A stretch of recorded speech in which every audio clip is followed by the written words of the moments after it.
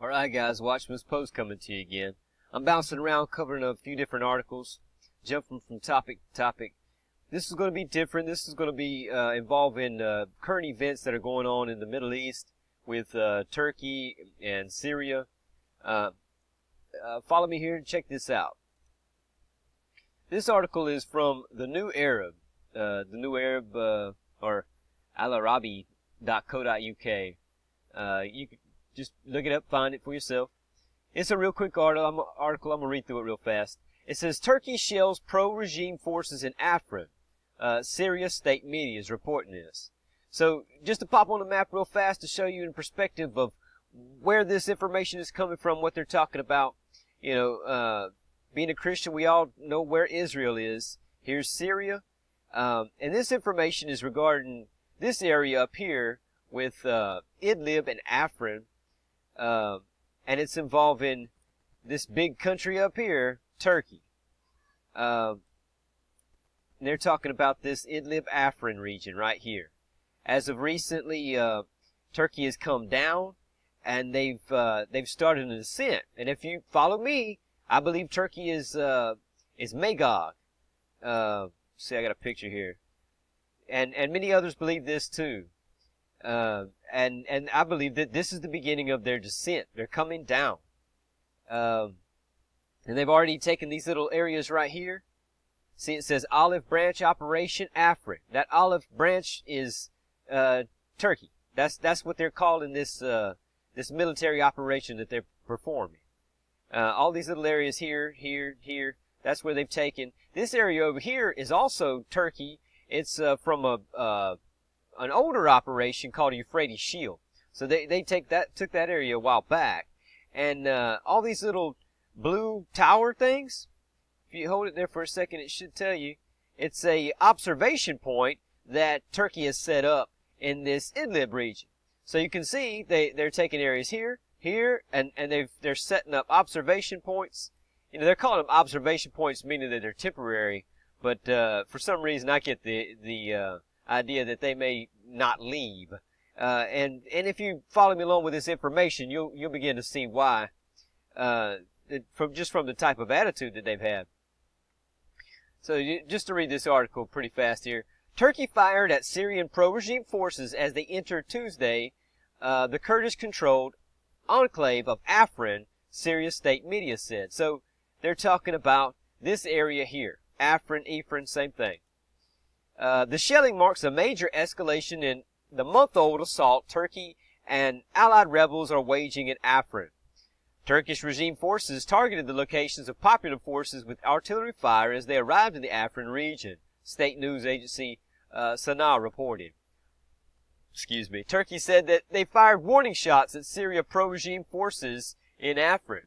So, just to pause for a second here.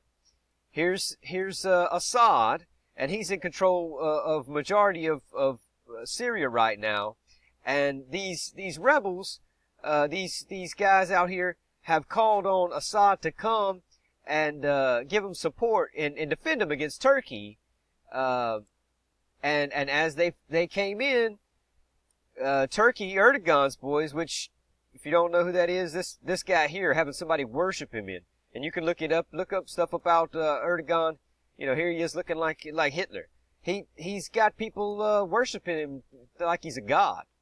So those are the two players here.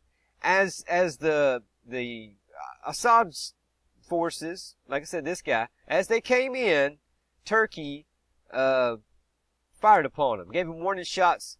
And let's read some more to see what all they said about that. Pro-regime terrorist groups that are trying to advance towards Afrin retreated to about 10 kilometers, 6 miles from the town because of the warning shots, Turkish state news agency said. And you can pull it up, look it up for yourself. I've seen some shots where they showed the explosions hitting in the field right beside the road where these trucks were. So, you know, like I said, these rebels called for support, for backup to be defended by Assad. He sent his boys up there yesterday, and as they came in, Turkey's Air Force struck the ground, warning shots, and they ran. Hundreds of pro-government fighters arrived on Tuesday afternoon to Afrin to take a stand against Turkish-led offensive on the region. Their deployment marks the first time since 2012 that the regime forces take up position in that area, which is held by the Kurdish People's Protection Units, YPJ. In a statement on Tuesday, YPJ spokesman Nuri Mahmoud said Kurdish forces had called on the Damascus government to help fend off Turkey's assault. The Syrian government responded to the invitation, answered the call of the duty, and sent military units today, February 20th, which today's the 21st for me, to take up positions on the borders and to participate defending the territorial unity of Syria and its borders, the statement said. AFP correspondent said that the forces did not appear to have entered Afrin city itself. The YPJ has controlled Afrin since Syrian government forces withdrew from Kurdish majority areas in the country's north in 2012. But on Monday, Syria's state media said that pro-Damascus forces would head to Afrin to join the resistance against the Turkish aggression. This comes in the framework of supporting residents and defending the territorial unity and sovereignty of Syria, news agency said. The Afrin region lies in Syria's northern province of Aleppo. An AFP correspondent in government-controlled Aleppo city told AFP that the convoy made up of pickup trucks and carrying armed men had left earlier Tuesday en route to Afrin.